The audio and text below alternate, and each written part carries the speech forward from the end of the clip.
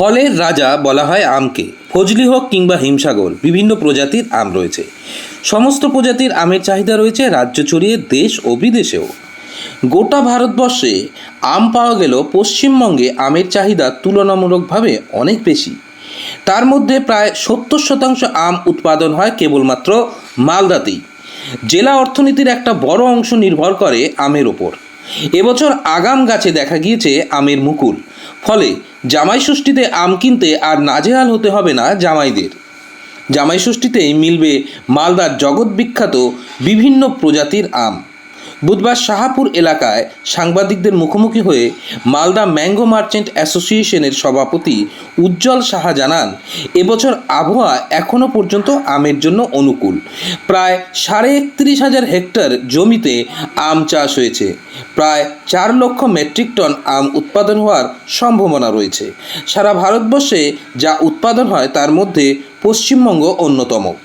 তার মধ্যে প্রায় 70% আম উৎপাদন হয় মালদাতেই। এবছর আগাম মুকুল দেখা দিয়েছে, ফলে আবহাওয়া অনুকূল থাকলেও জামাই ষষ্ঠীতে আমের স্বাদ নিতে পারবেন জামাইরা। সারা ভারতবর্ষে যা আম উৎপন্ন হয় তার মধ্যে পশ্চিমবঙ্গ অন্যতম, এবং আমাদের পশ্চিমবঙ্গে যা আম উৎপন্ন হয় তার প্রায় 77% ভাগিদার হচ্ছে আমাদের মালদা জেলা।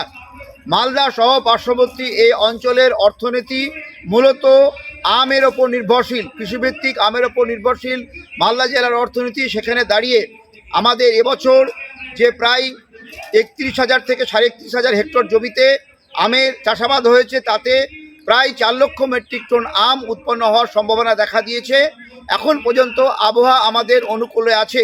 যদি কোনো প্রাকৃতিক দুর্যোগ না হয় তাহলে কিন্তু আমের এবার একটা ভালো ব্যাপক ফলন হবে বলে আমরা আশাবাদী। আমাদের পশ্চিমবঙ্গ সরকারের পক্ষ থেকে ইতিমধ্যে আমাদের আম চাষি আম ব্যবসায়ীদেরকে বিভিন্ন রকম প্রশিক্ষণ দেওয়া হচ্ছে, কিভাবে আমাদেরকে সার প্রয়োগ করতে হবে, কিভাবে আমাদেরকে স্প্রে করতে হবে। বিভিন্নভাবে রাজ্য সরকারের পক্ষ থেকে আমাদেরকে আম চাষিদের আম ব্যবসায়ীদেরকে সহায়তা প্রদান করা হচ্ছে। এবং ইতিমধ্যে আমরা রাজ্য সরকারের পক্ষ থেকে বিভিন্ন আমের বাগানে ইন্স্যুরেন্স করার জন্য আমরা প্রচেষ্টা উদ্যোগ গ্রহণ করেছি। যদিও এখন পর্যন্ত সমস্ত আম ব্যবসায়ী আম চাষিরা এই আমের বাগানের ওপরে ইন্স্যুরেন্স গ্রহণ করতে পারেনি, কিন্তু কালবৈশাখী কিন্তু প্রাকৃতিক দুর্যোগে যদি ক্ষয়ক্ষতি হয় তাহলে সেক্ষেত্রে কিন্তু আমাদের আম চাষি আম ব্যবসায়ী এই এলাকার অর্থনীতিতে একটা বড় ধাক্কা খাবে। রাজ্য সরকারের পক্ষ থেকে এগিয়ে আসলেও আমরা যেটা লক্ষ্য করেছি যে বিভিন্ন সভায় কেন্দ্রীয় সরকারের পক্ষ থেকে বিভিন্ন প্রতিশ্রুতি ঘোষণা করা হলেও কিন্তু এখন পর্যন্ত মালদার আম নিয়ে কোনো মাদার ইন্ডাস্ট্রি তৈরি করার জন্য কোনো পরিকল্পনা কিংবা কোনো সদার্থক ভূমিকা পালন করা হয়নি, উদ্যোগ নেওয়া হয়নি। এতে করে কিন্তু আমরা আম চাষি আম ব্যবসায়ী যারা আছি তারা কিন্তু অর্থনৈতিকভাবে পিছিয়ে পড়ছি।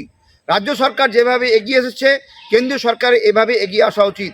মালদার আম বিদেশে যদি আমরা রপ্তানি করতে পারি তাহলে আমাদের বৈদেশিক মুদ্রা অর্জন হবে, আম চাষি আম ব্যবসায়ীরা ব্যাপকভাবে লাভবান হবে। কিন্তু মালদার আম বিদেশে এক্সপোর্ট করতে হলে কেন্দ্রীয় সরকারের সক্রিয় সহযোগিতা কিন্তু দরকার। আমাদের যদি কেন্দ্রীয় সরকার আমাদের মালদার আম বিদেশে এক্সপোর্ট করার জন্য রপ্তানি করার জন্য এগিয়ে না আসে তাহলে কিন্তু মালদার আম বিদেশে এক্সপোর্ট পরিকল্পনার যে পরিকল্পনা সেটা কিন্তু মুখ থুবড়ে পড়বে। আমরা কেন্দ্র সরকারের কাছে আহ্বান করছি, রাজ্য সরকারের পাশাপাশি যেভাবে এগিয়ে এসছে রাজ্য সরকার, কেন্দ্রীয় সরকারকে আমরা সেভাবে এগিয়ে আসার জন্য আমরা অনুরোধ করছি। তাহলে এলাকার আম চাষি আম ব্যবসায়ী এবং এই এলাকার আমের ওপর নির্ভরশীল অর্থনীতির বুনিয়াদ শক্ত হবে এবং অর্থনৈতিকভাবে আম ব্যবসায়ীরা আম চাষিরা লাভবান হবে। উজ্জ্বল সাহা, সভাপতি, মালদা ম্যাঙ্গো মার্চেন্ট অ্যাসোসিয়েশন।